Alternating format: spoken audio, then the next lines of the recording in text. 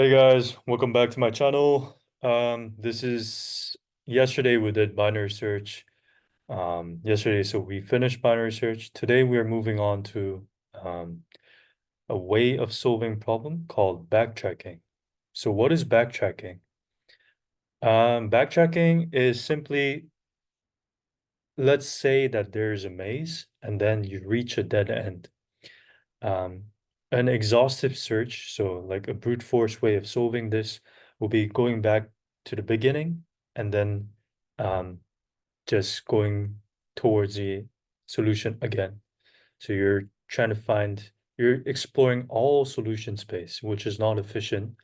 So what the backtracking does is it just moves back to the immediate search space and then explores the another one that fits the constraint.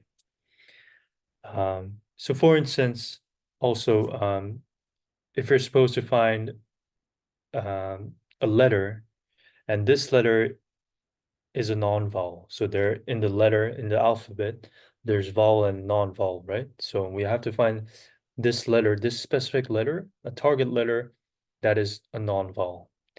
In an exhaustive search, because there are 26 letters, um, the time complexity of searching this would be 26 to the power of n, right? Because we would have to search all possibilities of all letters. Whereas when you're using backtracking, you are already removing the possibility of having vowels because we are only searching for non-vowels, right? So that's a constraint. And by removing this, we're using backtracking, and yeah, that is pretty simple. But it's just doesn't also just doesn't involve removing. It can also involve just going back to the previous solution and then finding the next search space. Um, and like I said, it involves a recursive approach, so it is somewhat similar to the depth search tree.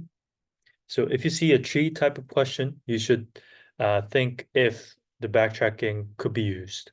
And before that, you should already think if the depth first search can be implemented for this question. So it works by, so what I said is it works by recursively exploring all possible solutions to a problem. It starts by choosing the initial solution and then explores all possible extensions of that solution.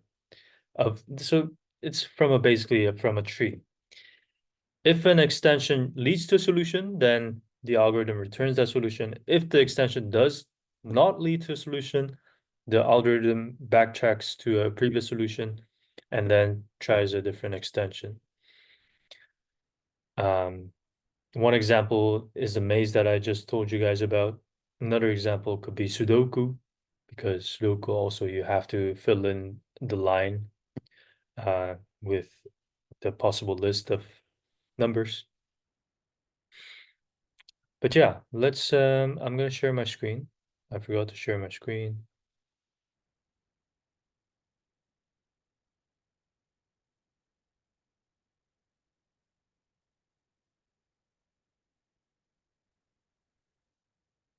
Oh, it's lagging.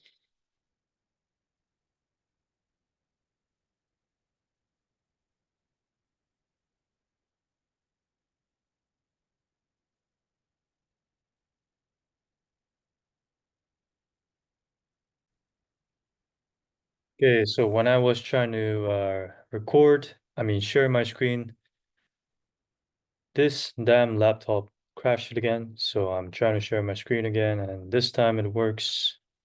Sorry for the inconvenience. So let's try to solve this problem. It's a medium level difficulty question, and it has been introduced in many interviews for many different companies, including Amazon, Meta, Microsoft. So given an array of nums of distinct integers, we have to return all the possible permutations. You can return the answer in any order. So permutation is basically returning a list of arrays in which these numbers can form. So it could be 1, 2, 3, 1, 3, 2, 2, 1, 3, 2, 3, 1, 3, 1, 2, 3, 2, 1. So it is all different combination. 0, 1, 0, 1, 1, 0. So how are we going to think about this this example? Let me turn on our whiteboard. We can already think of it as a tree. So let's say that there is a list of array. So 1, 2, 3. And then we have to list all the possible permutations. So you start with root node. So that will be an empty array. And then how you think about it is whenever you add a node, you add a number to the array.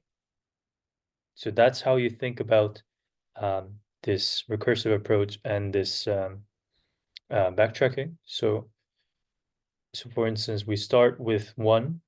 So we add 1 to the array.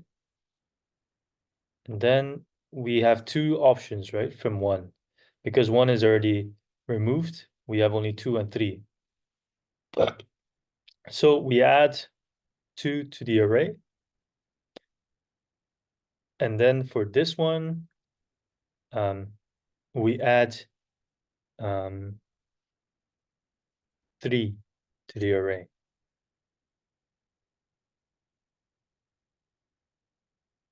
Now, there's 1 and 2, right? So because 1 and 2 is used up, we don't use this again, but instead we go to number 3. So it becomes 1, 2, 3 here. Here, because we have already used 1 and 3, there's only 2 left. So we go to 2, and then we add it to the array, 1, 3, and 2. The point to think about is because from a previous point, we already know that we have used 1 and 3. So that's why we don't go back even further. We just stop here and then move on to the next section. So that will be 2 and 3. And then of course there will be 2 subtrees here as well, 2 subtrees in the same way. So we know that there are 6 leaves. So there will be 6 different combinations, correct? So how are we gonna implement this using backtracking?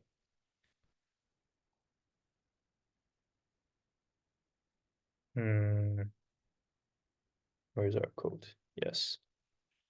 So the idea is to build permutation by exploring each possibility one element at a time and then backtracking to explore other possibilities, right? So we're gonna first use a recursive backtracking. We're gonna use a helper function that takes the current permutation being built and then remaining element to be added. On the side, we'll build a base case when the current permutation has the same length as the input list, we add it to the results. And then for recursive case, for each element in the remaining elements, we're going to add it to the current permutation. We're going to recurse with the updated current permutation and the remaining elements, excluding the current one. And we're going to, after that, backtrack by removing the last element added to explore the other possibilities. So let's see. So we define the helper function first. That will be backtrack the current node and then the remaining ones to be explored. And if there is no remaining elements, if not remaining, then we append to the result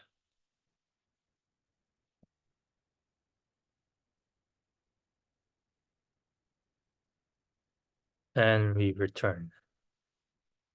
At the same time, we have the results array empty. Now, now we have to build the recursive call, right? So that will be done. No, yeah. So this is the backtracking function, by the way. So if the remaining is empty, then it means current permutation is complete.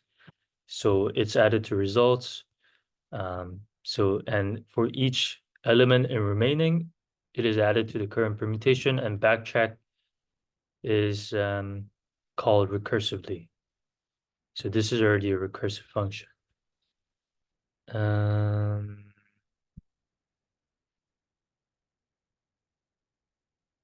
For I in range length remaining. So this is the part that I told you guys about. Each element in remaining, we're going to add to the current permutation. So that will be done by current dot append remaining I, and then we use the backtrack remaining I plus the remaining I plus 1. Yes. Then we remove the last element from the current to backtrack and then explore other possibilities. And we do this by popping the element, right? So pop. And then we do the recursive call, which is backtrack nums, and then we return the results. And let's see if this works.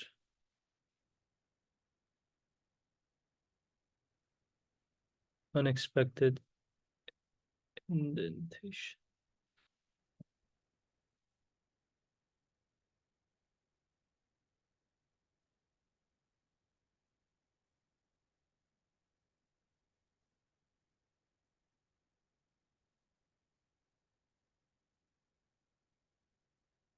Unexpected indentation. If not,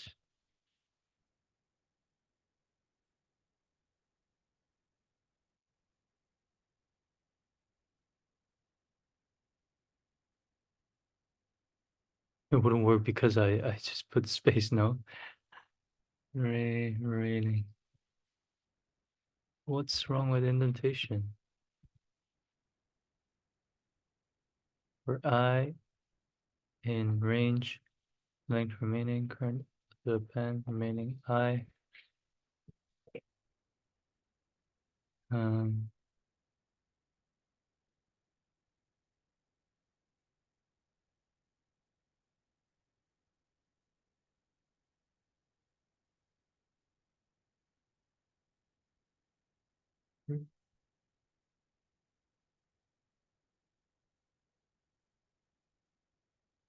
If not remaining, results append.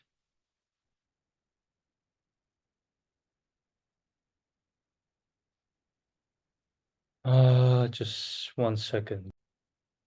Okay, I think I know the reason. It's because for loop is supposed to be in the this backtrack function, so this has to be here, and results have to go after. And let's see if this works. What?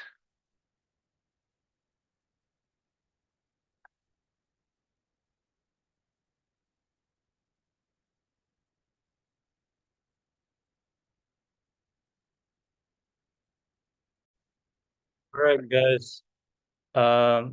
This code is kind of messed up, so I quickly went to the Leetcode course, and then search for some other people's opinion, I would have to say, and borrow their knowledge. So we're gonna forget about this, and then we're gonna forget about this remaining as well. We were making it extra complicated. We're gonna try the simple solution. So this is the same. So if the length of the current is same as length of nums, then we append it to the answer.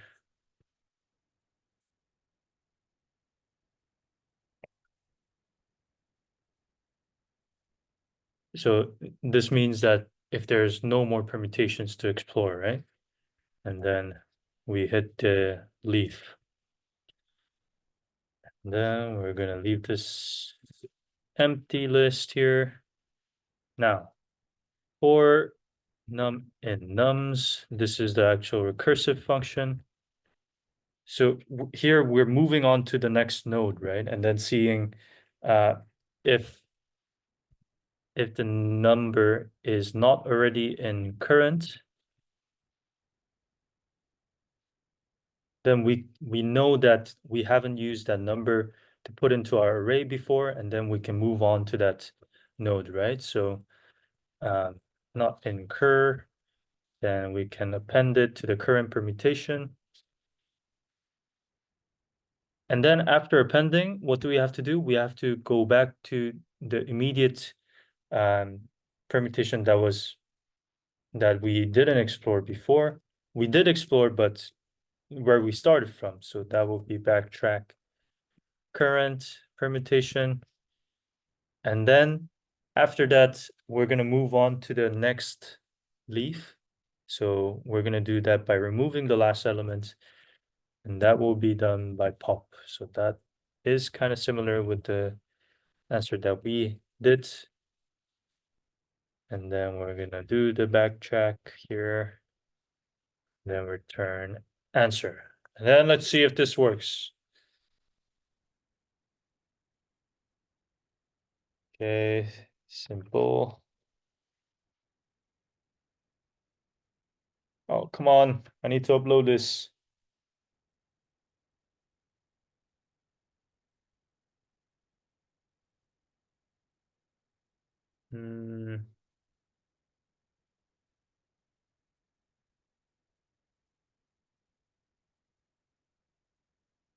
Current is not defined. What? Ah,